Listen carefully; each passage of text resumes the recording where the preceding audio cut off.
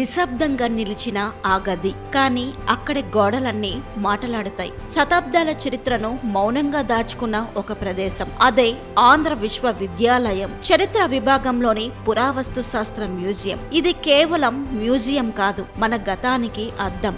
అడుగు పెడితే చాలు కాలం వెనక్కి నడుస్తుంది. ఇక్కడ కనిపించే ప్రతి వస్తువు వెనుక ఒక రాజ్యం ఉంది, ఒక యుద్ధం ఉంది, ఒక సంస్కృతి ఉంది.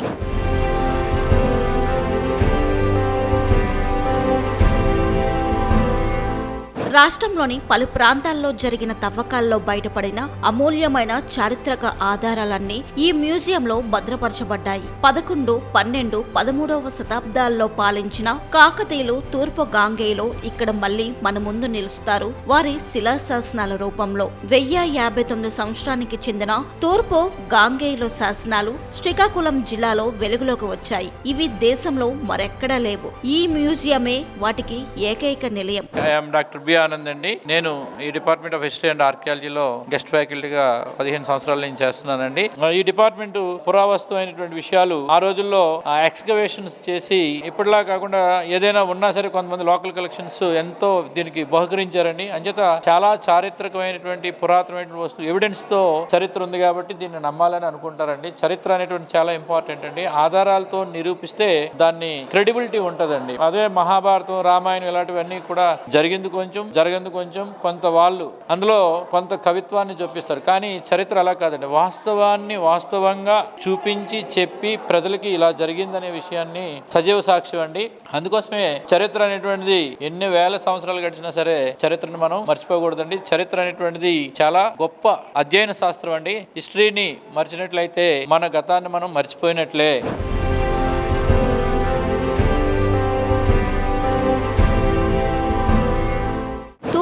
పశ్చిమ గోదావరి జిల్లాల పరివాహక ప్రాంతాల్లో జరిగిన తవ్వకాల్లో క్రీస్తు శకం 1211 నాటి కాకతీయుల శాసనాలు లభించాయి. రాజుల దానాలు, పన్నుల విధానం, పాలన తీరు అన్నీ ఆ రాతలలోనే ఉన్నాయి. రాగి పలకలపై చెక్కిన శాసనాలు చూస్తే అప్పటి శిల్ప నైపుణ్యం మనల్ని ఆశ్చర్యపరుస్తుంది. ఇక నాణేల విభాగానికి వస్తే తెలంగాణలోని కోటిలింగాల వద్ద లభించిన శాతవాహనుల కాలం నాటి రాగి, వెండి నాణాలు మన కళ్ల ముందే మెరిసిపోతాయి.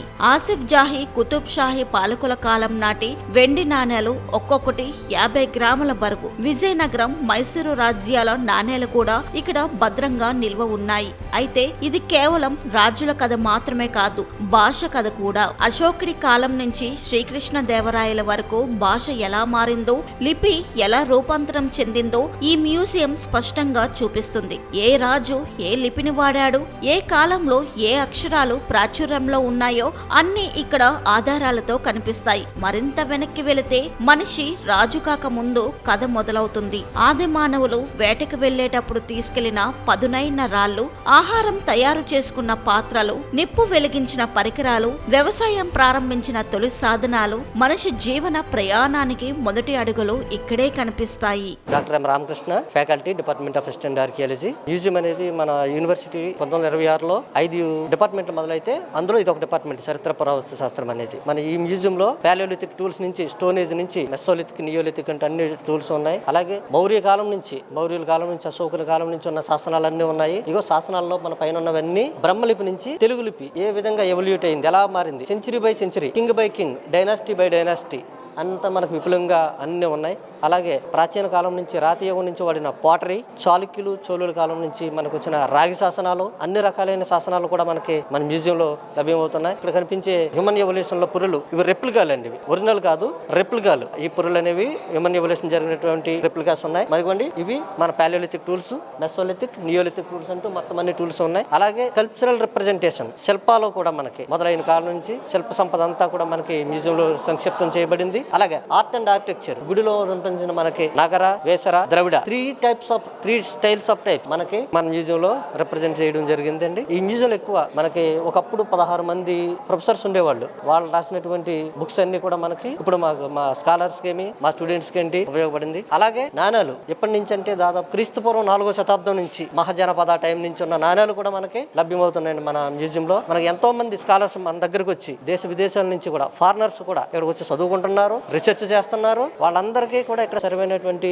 మ్యూజియం లో మన సంపద ఉంది. అలాగే మాకు డిపార్ట్మెంట్ ప్రత్యేకించి లైబ్రరీ ఉందండి. మా సెంట్రల్ లైబ్రరీ కాకుండా మనకు ప్రత్యేకించి మాకు మన డిపార్ట్మెంట్ లైబ్రరీ ఒకటి ఉంది. లైబ్రరీలో కూడా అనేకమైన బుక్స్, మేము చేసినటువంటి రీసెర్చ్ గ్రంథాలన్నీ కూడా మనకి లభ్యమవుతున్నాయి.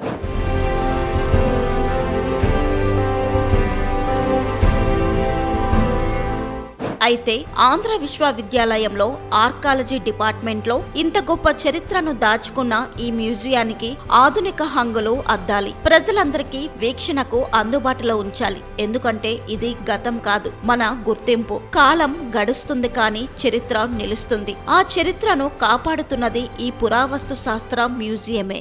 నా పేరు Abhiram, MA history second year. మాకు ఆర్కియాలజీ స్టూడెంట్స్ కూడా ఇక్కడ మ్యూచువల్ పేపర్ ఉండడం వల్ల మ్యూజియం అనేది మాకు చాలా ఉపయోగపడుతూ ఉంటుంది. మాకున్న ఫ్యాకల్టీ కావచ్చు, రీసెర్చ్ స్కాలర్స్ కావచ్చు, ఇక్కడ ఉన్న మెటీరియల్స్ అనేవి మాకు ఎప్పుడూ యూస్ఫుల్ అవుతూనే ఉంటాయి. ఎందుకంటే మాకు ఆర్కియాలజీలో ఎన్విరాన్మెంటల్ ఆర్కియాలజీ అని, ఇంకా మ్యారిటైమ్ ఆర్కియాలజీ అని ఇట్లాంటి టాపిక్స్ ఉంటుంటాయి. సో అవి మాకు బాగా యూస్ఫుల్ అవుతుంటాయి. ఈ మ్యూజియం అన్న, ఇంకా మాకు డిపార్ట్మెంట్ లైబ్రరీ కావచ్చు, డిపార్ట్మెంట్ అనేది మాకు బాగా యూస్ఫుల్ అవుతుంది.